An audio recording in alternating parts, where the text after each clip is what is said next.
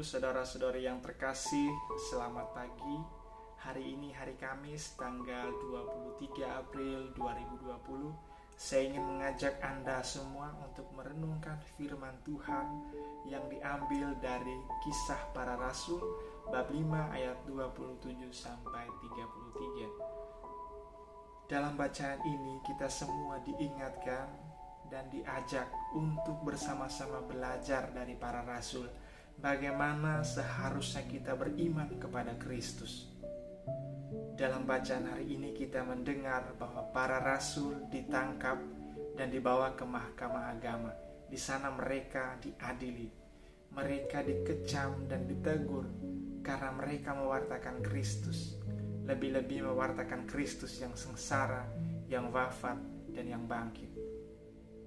Ketika mereka diadili, ketika mereka ditegur dan dikecam, para rasul sedikit pun tidak merasa gentar, sedikit pun mereka tidak merasa takut. Bahkan di sana kita mendengar bahwa Petrus dan para rasul lainnya berkata, lebih baik taat kepada Allah daripada kepada manusia. Nah, saudara-saudari yang terkasih, bagi para rasul, setia dan taat kepada Tuhan adalah yang utama.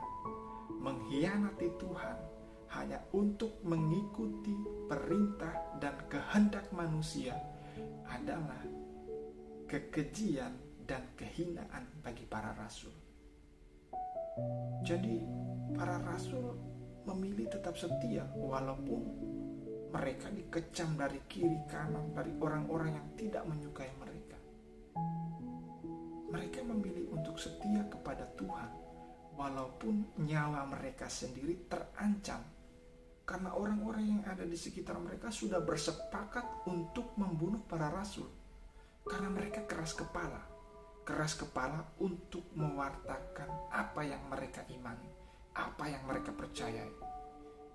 Saudara-saudari yang terkasih, bagaimana dengan kita hari ini? Apakah kita memiliki kesetiaan dan ketaatan sebagaimana para rasul setia dan taat kepada Yesus? Dewasa ini banyak orang mudah untuk meninggalkan Tuhan. Orang begitu mudah meninggalkan Tuhan hanya karena jabatan, kekuasaan, harta.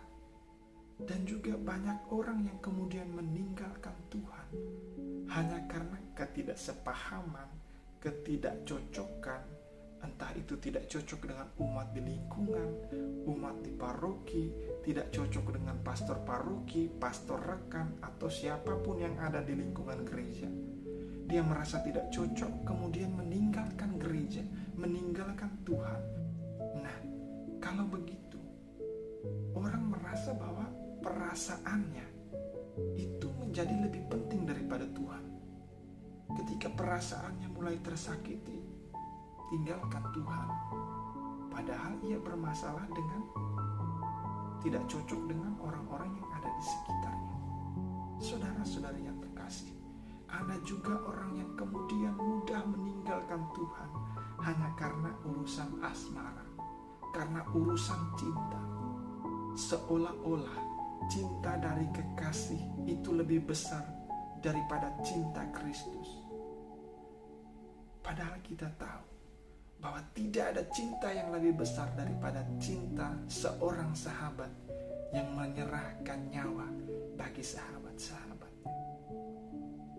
Untuk teman-teman muda, orang-orang muda yang mendengarkan renungan ini, satu pesan saya: setialah kepada Kristus. Jangan pernah meninggalkan Kristus hanya karena urusan asmara.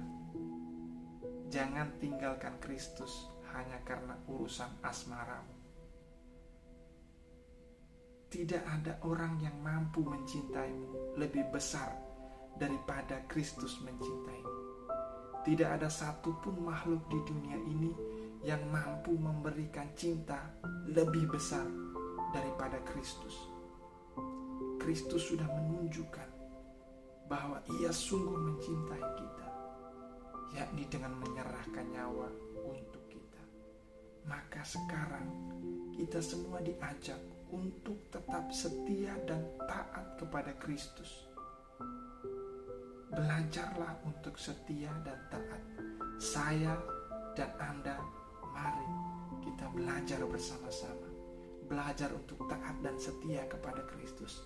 Apapun keadaannya, apapun kondisinya, bagaimanapun situasinya, mari kita belajar untuk taat dan setia kepada Kristus.